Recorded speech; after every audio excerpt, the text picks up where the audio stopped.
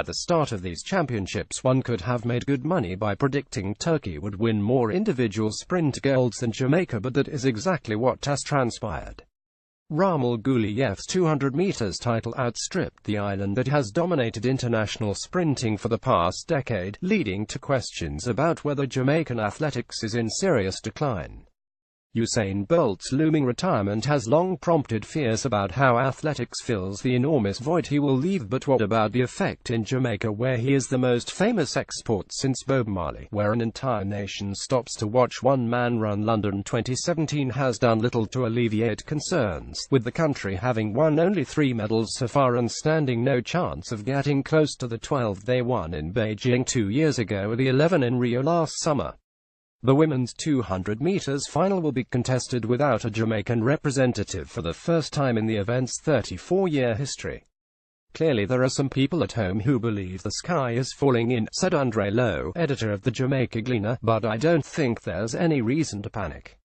While the inquest into what has gone wrong for British athletics here is already raging, post-mortems from major events tend to be less aggressive in Jamaica. There is a popular saying on the island, time is longer down rope, meaning be patient, work hard and your time will come. That philosophy seems to be applied here. Like many, Lowe believes the country is simply going through a period of transition.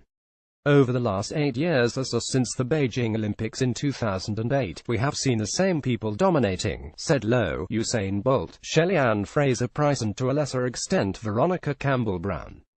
Those people have been competing, certainly Usain and Veronica, at youth, junior and senior level for about 17 years, so at some point they were always going to step back. We have now arrived at that point. Shelly-Ann had her first baby a couple of days ago, so it's very unlikely she's going to come back to international track and field. Ask anyone in Jamaica who the next big sprinting talent is and they're likely to throw the name Christopher Taylor back at you. Taylor is still only 17 but won a World Youth 400 meters title aged 15 and has dominated the junior ranks but did not qualify for London.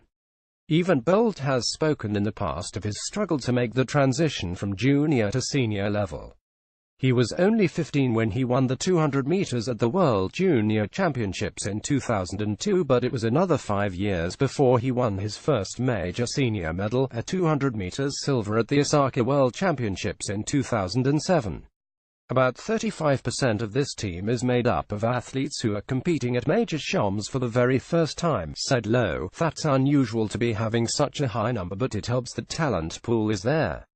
Elaine Thompson was an unknown 2 years ago and now she's a superstar, so these kids will be. A report in Jamaica last month stated Thompson was a shoo-in for the 100 meters title, and it seemed that way as she breezed through the heats. Her 5th place in the final was a major shock, as was Johan Blake's failure even to make it to the 200 meters final. Afterwards, Blake admitted Jamaican sprinting might struggle after the big man Bolt departs. Bolt, in the press conference following his bronze in the 100 meters, bristled at the suggestion that the slow times this year were the result of increased anti-doping measures. His annoyance is understandable, but it is a legitimate question and one that needs to be asked about Jamaica, too, given what we know about lax drug testing on the island before London 2012.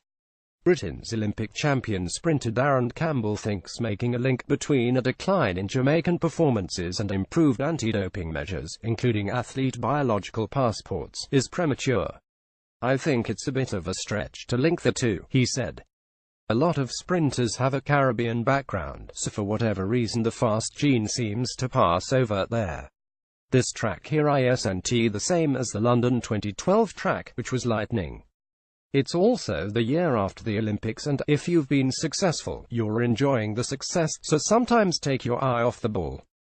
That's why you get shock results, as we've seen here.